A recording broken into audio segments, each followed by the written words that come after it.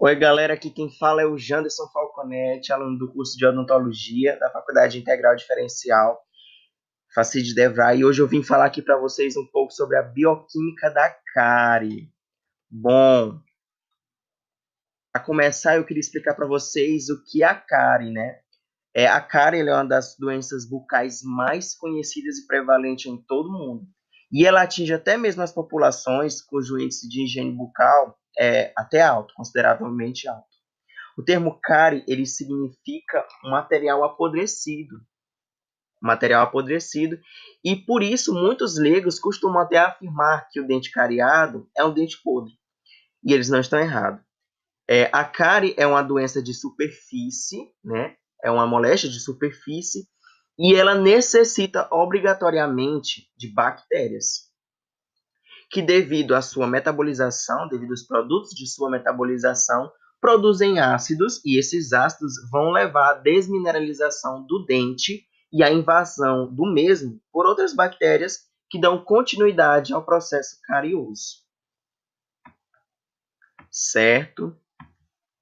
Pois bem, como eu já falei, né, a presença da bactéria para a produção da cárie é indispensável.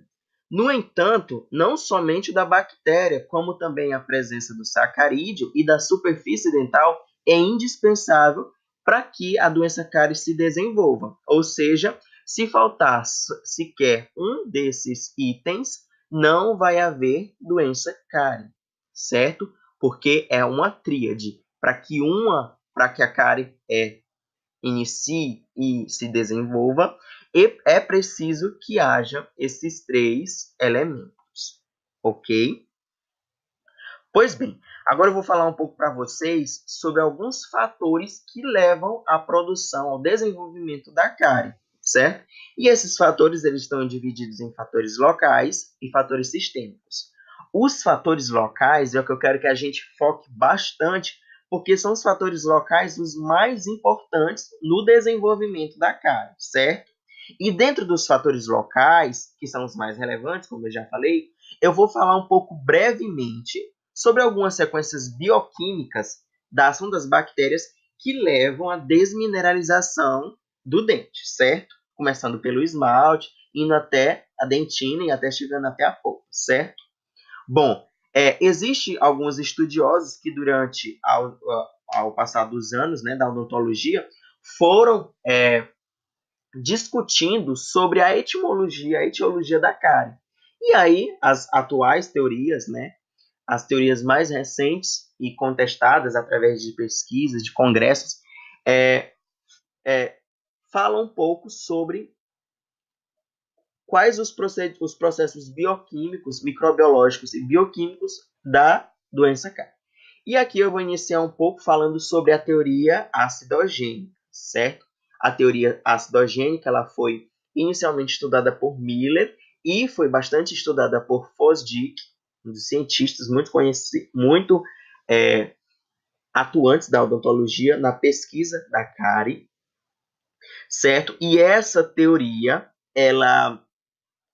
elas defendem que as bactérias elas vão produzir um ácido como produto final, né? Ou seja, as bactérias acidogênicas vão metabolizar o açúcar e vão produzir ácido, né? Como produto final. Esses ácidos, principalmente o ácido lático, vai dissolver o esmalte, certo? E inicialmente vai dissolver o esmalte e depois disso ela vai chegar vão chegar à destruição, à fragmentação da hidroxiapatita, né? Aqui como fala no esquema, a dissolução do esmalte, né? Transforma a hidroxiapatita, vai perdendo cálcio e vai formando ortofosfato de cálcio ainda insolúvel, certo? Mas com o decorrer do tempo, ele perde mais cálcio, vai perdendo, vai se fragmentando, né? Os cristais de hidroxiapatita do esmalte e vai chegar à formação de ortofosfato monoácido de cálcio solúvel, ou seja, como é que eu posso dizer, se torna um esmalte mais friável, um esmalte mais fácil de ser deteriorado, Pois bem, na sequência da dissolução do esmalte, nós podemos perceber a proteólise da matriz do esmalte. E essa proteólise da matriz do esmalte, como é que ela acontece? Algumas proteases, ou seja, enzimas produzidas por bactérias proteolíticas, levam à destruição da matriz proteica do esmalte, liberando então aminoácidos, certo? Libera aminoácidos, essa é a fórmula química de aminoácidos, e esses aminoácidos vão causar no dente alguns processos bioquímicos, como estão aqui descritos: a desaminação, a descarboxilação, a oxidação e a redução. Esses eventos bioquímicos vão levar, então, à produção de alguns ácidos, como, por exemplo, o hidroxiácido, o cetoácido, o ácido cético e o ácido cítrico. Pois bem, e juntamente com esse ácido que foi formado, esses ácidos que foram formados vão progredir, vão prosseguir na destruição dental, ou seja, no prosseguimento da doença cárie, certo? Bom, e nessas condições, um dos micro-organismos que são bem importante, bem evidente para que haja esse processo de desmineralização, de ataque da estrutura dental, são os lactobacillus acidófilos, né, em primeiro lugar, os Streptococcus mutans também, que é bastante importante, também os Streptococcus viridans, os Staphylococcus aureus, Actinomyces viscosus e também a Sarcina lutea, certo, gente? Bom, também nós temos a teoria proteolítica. A teoria proteolítica, ela segue quase o mesmo pensamento da teoria acidogênica, só que, no entanto, ela defende que há primeiro um ataque à matriz orgânica. Então, não é um ataque primeiro à matriz inorgânica, mas sim um ataque à matriz orgânica, e esse ataque acontece pela penetração dos micro-organismos pelas lamelas presentes no esmalte. Elas, então, levam ao desgaste da estrutura proteolítica e então, a estrutura proteica e depois a estrutura mineral, né? Então, no caso, é a proteólise que antecede a dissolução do esmalte, mas são as mesmas reações bioquímicas, só que a segunda antecede a primeira, no caso da teoria proteolítica, certo, gente? Bom, e na terceira e última teoria, que vamos tratar dos fatores locais que causam a cárie, nós temos a teoria da proteólise com quelação. Bem, é bem fácil, certo? Então, segundo essa teoria, o cálcio do dente, ele é retirado do dente em forma de complexos orgânicos, certo? Então, tá aqui os complexos orgânicos, e esses complexos orgânicos, eles são chamados de quelatos de cálcio, certo? Então, aqui nós temos um quelato de glicinato de cálcio, aqui temos um quelato de lactato de cálcio, e esses quelatos, infelizmente, eles são bem mais solúveis em pH neutro e ligeiramente ácido, certo? Os agentes que causam essa quelação, né, a formação desses quelatos de cálcio, são todos os açúcares, né, ou seja, todos os sacarídeos, e também os produtos que são resultantes do metabolismo dos carboidratos e do metabolismo das proteínas, certo? E, por exemplo, os produtos dos metabolismos glicolítico e proteolítico, o lactato, aminoácidos, cetoácidos e também os ácidos cítricos.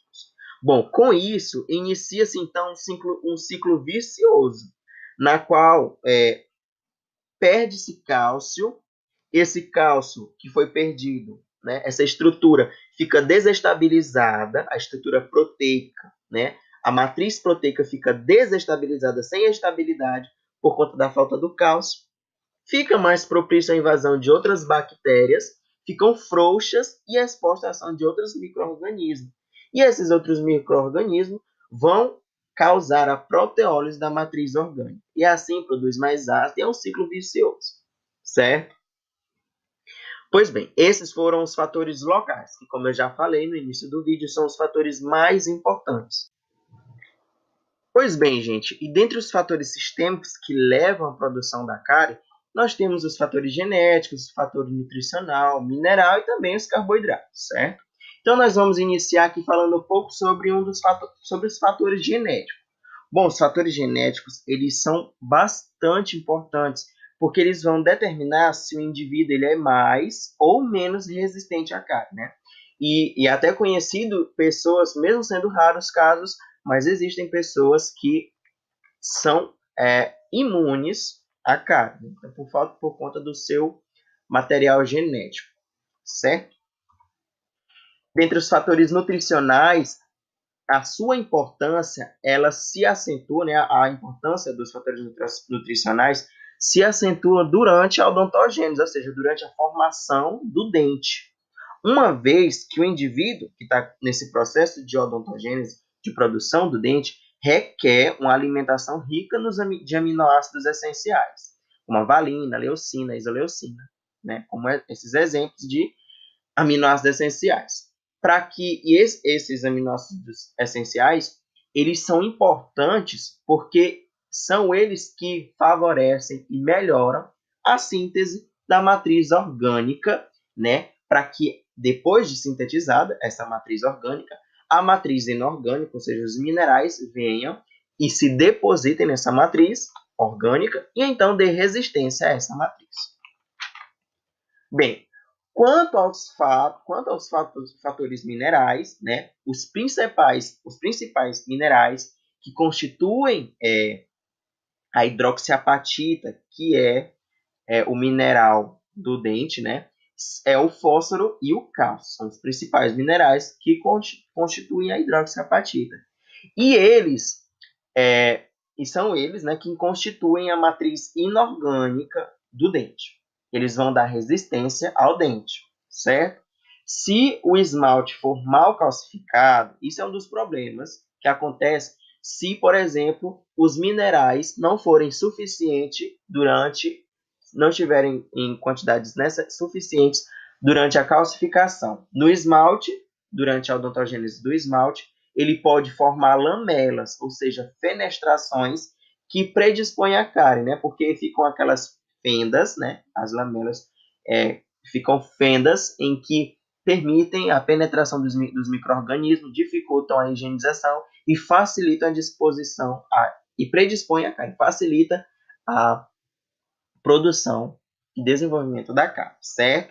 Como pode também levar, né, a má calcificação, né, pode levar à formação de espaços interglobulares na dentina e então diminui a resistência do dente à cárie. Bom, outro mineral bastante importante que nós dentistas utilizamos bastante em uso tópico ou no abastecimento de água e também até mesmo nos dentifrícios, né, nas pastas dentais, é o flúor, que é um mineral bastante importante e que ele tem a capacidade de se adsorver bastante ao esmalte. Quando ele se adsorve ao esmalte, ele se une aos cristais de hidroxiapatita e forma cristais de fluoropatita. E esses cristais eles são bastante resistentes, certo? Tanto a ação do ácido, ele forma um cristal mais resistente à ação dos ácidos, como também atua inibindo na ação da enolase. E a enolase é uma enzima, né, presente na glicólise, né, ou seja, no metabolismo da glicose, e impedindo assim a produção da enolase, a ação da enolase, não vai produzir ácido pirúvico ou piruvato, que é um ácido, e assim, agindo, terá menos ácido disponível para desmineralizar o dente. Então, essa é a ação do flúor, bastante importante. Certo, gente? Pois bem, e por último, nós temos os carboidratos. Bom, dentre os carboidratos, os monossacarídeos e os disacarídeos eles são considerados mais cariogênicos até do que os polissacarídeos, pelo simples fato deles serem mais simples para que as bactérias, que também são organismos simples, possam metabolizá-los, certo? Dos alimentos açucarados, os sólidos, como os doces, os caramelos, as balinhas, elas são bem mais prejudiciais do que os líquidos. Até porque os doces, os caramelos, eles costumam a se aderir ao dente, e principalmente nas crianças que têm mais higienização, até por causa da falta da sua destreza manual fina, sua capacidade motora fina de escovação e tudo, então é por descuido dos pais, ficam por mais tempo a estrutura dental, sofrem então fermentação e aí leva ao desenvolvimento da cárie. Mas não somente pela situação cariogênica, os carboidratos são prejudiciais, porque eles também podem formar alguns metabólitos que, em pacientes jovens, pode levar à modificação química do dente. Certo, gente? Então, para finalizar, eu queria falar também que o pH do biofilme dental ele varia muito de indivíduo para indivíduo, certo? Então, tem certos indivíduos, como por exemplo os pacientes imunos, que como eu já falei, são raros, o pH mínimo para eles é de 6,9. Os pacientes, por exemplo, pouco susceptíveis à cárie, o pH mínimo deles é de 6,8 a 6,0. Os pacientes moderadamente suscetíveis à cárie têm um pH mínimo de 5,9 a 5,8 e os muito suscetíveis à cárie, seu pH mínimo varia de 6,7 a 5,7. Tá bom, gente? Muito obrigado por ter assistido até o fim a nossa videoaula. Esses são os integrantes do nosso grupo, né? O Esdras, o Edinaldo, o Felipe, eu, Janderson Falconetti, a Joyce Holanda, Leandro Frade, Mirela Lima, Pedro Filho, Wesley Noleto e João Silva. Esse é um trabalho da nossa segunda disciplina de saúde coletiva e cariologia, da professora Daniege, e nós agradecemos a sua visualização. Quem gostou, deixa o joinha aqui embaixo. Muito obrigado. Qualquer dúvida, pode deixar nos comentários. Até a próxima!